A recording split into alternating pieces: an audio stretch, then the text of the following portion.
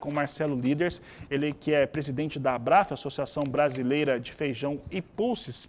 E Marcelo, estou mostrando aqui os números, são os primeiros dados que foram colocados pela Conab em relação ao seu primeiro levantamento da safra nova 2022-2023, e dois dados me chamam a atenção. Tanto a produção brasileira já foi maior, quanto também consumo interno nacional, ali entre 3 milhões e 100 e 3 milhões e 200 mil toneladas. Qual que é a sua avaliação desses dados em relação à produção brasileira de feijão estimada? Boa tarde, seja bem-vindo. Boa tarde, Fabiano, um prazer. Só uma correção, é Instituto Brasileiro do Feijão, IBRAF. Vamos lá. Os números que nós temos visto aí da Conab, inclusive temos conversado com a própria Conab sobre eles, já do ano passado, desse ano de 2022, é que o consumo vem diminuindo porque a oferta caiu. Se o consumo caísse primeiro, nós teríamos sobra de feijão no Brasil e teríamos produtores protestando por ter excedentes do feijão carioca. Então, tudo que é produzido é consumido. Até alguns anos atrás, nós consumíamos cerca de 14 quilos por habitante por ano. Mas hoje nós estamos produzindo menos de 13 quilos por habitante. Então, a produção per capita caiu bastante. Acho interessante destacar isso porque o produtor pode ter, nesses números que nós estamos vendo agora, da Conab já prevendo para o ano que vem uma oferta abaixo de 3 milhões, significa que os preços vão estar muito bons, né? Assim como vem acontecendo durante esse ano, o preço, em relação aos outros anos, é um preço médio interessante, principalmente para o feijão carioca. Então, se há essa previsão por parte da Conab, nesse momento em que se começa a plantar a primeira safra, é possível que nós tenhamos um volume menor, porque é muito raro que nós tenhamos um ano onde tudo corra muito bem e perfeito. Nós temos, às vezes, atraso de plantio, perde a janela ideal, tem um problema climático, chega uma geada, enfim, tudo aquilo que a gente acompanha aí nessa indústria a céu aberto, que é a agricultura. Marcelo, falando a respeito do produtor brasileiro de feijão, porque nós temos um cenário em que pode até ter tido em algum momento a saca mais valorizada, o quilo de feijão ficou mais valorizado também, ficou mais caro para o consumidor. Teve até algum momento que podemos dizer que a rentabilidade melhorou, mas a gente tem que pensar também na rentabilidade das outras culturas que esse produtor de feijão pode trabalhar também. Como que está essa relação para o produtor? Porque eu lembro de ter conversado com você há algum tempo e você dava um indicativo que isso viria a ocorrer, né, ou seguir ocorrendo. Como que está essa análise entre a relação do que ele rentabiliza com feijão e o que ele pode rentabilizar com outras culturas?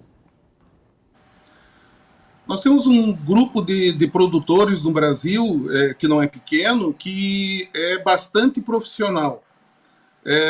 Realmente conduz a lavoura com todo o cuidado, né? Lembrando que não é receita de bolo, cada nova cultivar que é lançada, seja de carioca ou de outro feijão, é preciso estudar o comportamento dela em cada talhão praticamente.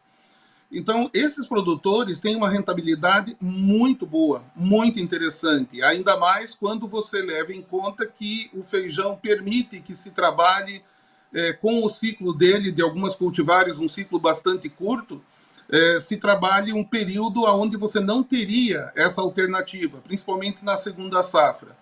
Mas é preocupante quando nós vemos que a produtividade média do Brasil é baixa. E é baixa por quê? É produtor que usa semente, que planta, replanta, semente que traz do vizinho, cheia de doenças. Começa mal já, né? Começando pela semente de baixa qualidade. Essa lavoura, por menos que haja investimento, ela é uma lavoura cara, porque ela realmente não vai entregar o potencial que o feijão tem para entregar. E existe um grupo de produtores, seja em sequeiro, seja em irrigado, que tem esse cuidado, e eles produzem Hoje não é raro você ter produtores aí de 60, 70 sacas em áreas extensivas, não é só de experiência, né? E isso em irrigado. E no sequeiro, lavouras bem conduzidas, desde que as chuvas ocorram na medida necessária, aí ao redor de 45, 50 sacas, dependendo da variedade do feijão.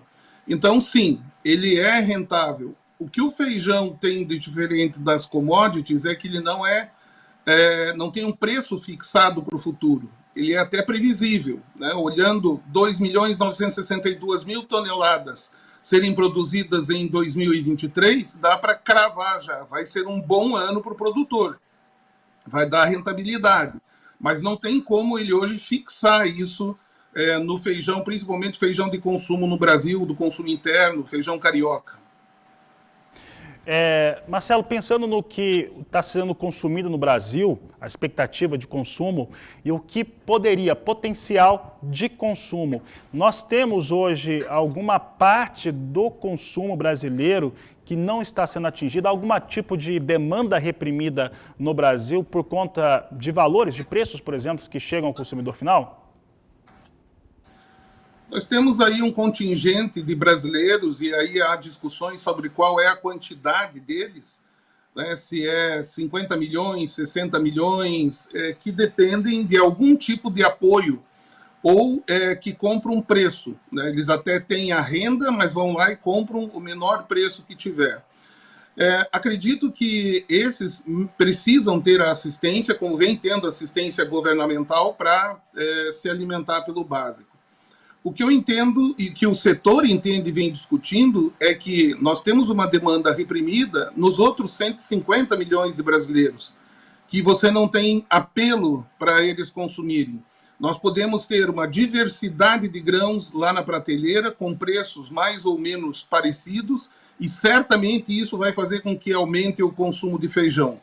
Nós queremos que o consumo aumente não porque a carne ficou cara, mas pela consciência do consumidor dos benefícios que tem para ele e para o meio ambiente, você ter, apoiar e se alimentar de um produto como é o caso do feijão. Então, há sim uma demanda reprimida, nós poderíamos estar aí produzindo pelo menos 3.250.000 toneladas para abastecer o Brasil, e estamos evoluindo, né, num aprendizado, inclusive agora com a Apex, num projeto de divulgação dos feijões no exterior, a entender exatamente como funcionam os mercados de exportação. Nós não tínhamos nem as variedades, agora nós temos as variedades. Então, ano mais, ano menos, é possível o Brasil exportar de 300 a 500 mil toneladas. Então, podemos chegar a aumentar bastante a área de feijão e a produção, desde que com as variedades corretas. Marcelo, pelo que eu estou lembrado aqui do relatório da Conab desta quinta-feira, no quadro de oferta e demanda está ali estimado uma importação de 100 mil toneladas, uma exportação de 150 mil toneladas. Então, nosso produto vai aí para alguns destinos num volume de 150 mil toneladas de feijão. Quais variedades hoje que o Brasil tem exportado e quais são aquelas que têm melhor potencial? O feijão que o Brasil, nesse momento, mais exporta é o feijão Mung. Até muitos não conhecem quando a gente fala o nome dele, né? Mungo ou Mung. É o feijãozinho verde pequenininho, é o feijão que faz moyashi, faz o broto de feijão. No Brasil não é comum o consumo, mas existem nos supermercados o broto de feijão.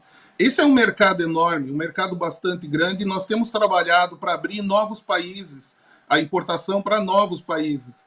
Essa semana ainda, profissionais do IBRAF estiveram em Singapura e também nas Filipinas, tratando de incrementar a exportação para esses países. Estamos trabalhando a China para aumentar a exportação para lá também. Então, esse seria um feijão que vem se destacando com maior volume. Mas nós temos mercado para o feijão rajado, que também já vem sendo exportado, o vermelho. Nós não produzimos ainda o feijão alúbio branco, aquele de dobradinha ou da salada, ele é importado da Argentina. Nós temos um mercado interno para atender, porque importamos, e temos um mercado mundial para atender, porque somos competitivos na produção. É uma cultivar nova do IAC. Então, é bastante dinâmico o mercado de feijão, nós precisamos exatamente disso, desse espaço que vocês têm para transmitir essas informações para o produtor. O produtor pode ficar tranquilo em investir em feijão, que quando chega na hora H, tem liquidez, tem demanda, porque nós não temos mais aquela situação de 10 anos atrás, que não tínhamos, se eventualmente sobrasse feijão, não tinha para onde mandar. Então, manter a produção de feijão carioca no que está e aumentar a produção de outros feijões é bastante interessante.